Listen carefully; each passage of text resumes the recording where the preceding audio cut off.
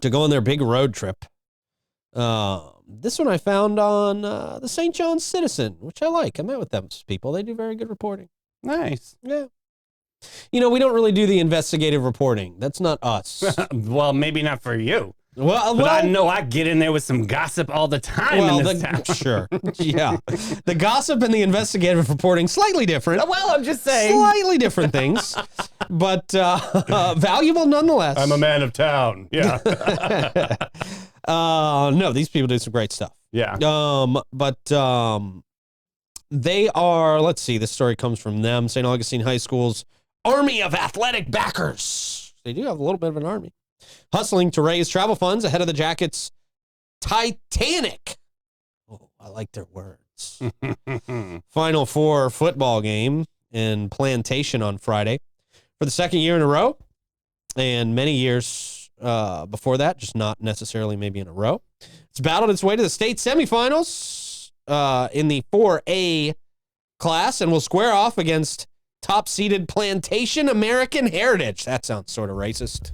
Well, I mean, come on. Layers out of all the schools that skirted away from name changes a couple of years ago, I'm surprised these guys skirted away with Plantation High School. That's an interesting one, right?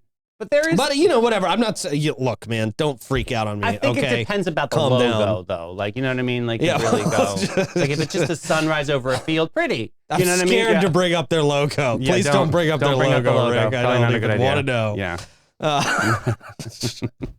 So their athletic program is largely dependent on community support to cover operating costs. The Jacket Athletic Boosters Vice President Jen Stevenson reminded everybody this week. And so I did see a post on St. Augustine High School's Facebook page. Mm-hmm. And I would encourage you to go to their Facebook page and follow some links and find out how you can support the Jackets on this big trip. They're a great team, man. They've built a great culture since Joey Wiles departed a few years back, which a lot of people were worried about that because Joey Wiles is just a legendary coach. I mean, the dang field is named after him at this point. Amazing. And just brought the Jackets to just historic levels of winning over his tenure. And when Brian Braddock took over, just people obviously just didn't know how that was going to go. And boy, has he taken the Wiles torch and just absolutely run with it. Legendary. Absolutely. Seriously. So a couple things, the necessities for the Final Four. What they you need got? some buses. There's hotel services. Okay. They obviously need some dinners for everybody, pre-game meals, post-game meal. There's Friday breakfast. So there's different sponsorship levels that range from $50, which is awesome, or even less than that if you want, up to $1,000. But yeah, they're trying to rally the community to get these guys the best that they can possibly get out there. And that's going to be amazing. Yeah, man. Very good. Thank you very much for doing some investigative reporting there, sir. Saying, yes. Investigators get paid, what, $250K a year? I do it for free. I mean, that's nonprofit life. No, they don't. That's why we don't do it, because it's very, very low pay. Can we get a survive. 501c3 on this network? Can we be a nonprofit network? Yeah, that'd be nice, wouldn't it? Does that happen? Yeah. Right? You wouldn't get charged tax on all your duct tape. That's right. Yeah. Well, we can try. We can shoot for that next year. It could be a goal. Maybe.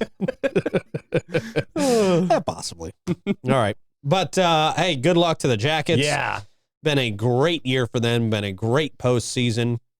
And we're looking for them to go all the way to the championship and win it this year, damn it. Yeah, they got let's so go. close last year. Yeah, so close I last know. year.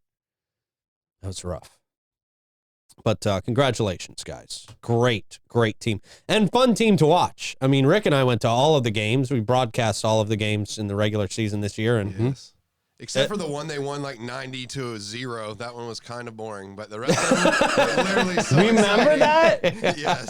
That was like, okay, maybe we should just call it a game. Like in Little League, they call it a game. Like it's okay. right. Yeah. Yeah, after you get up by so much, it's like, guys, can we all go home now? Yeah, I like think Little they started League. running the clock though, but They yeah. did. Oh. After a team gets up by, like, I think the score is 35 points, then they just don't stop for time. Like, they just always run the clock. The clock just never stops, and they just get out of there as fast as they can. Yeah. I think they have the option to call the game and go home, but nobody ever does that. I mean, that's just bad football culture for your team to just say, you know what, we quit. That's just not how football does it. Oh, really? Yeah. Okay, You so play hard to the end. Poor Little League now feels very small.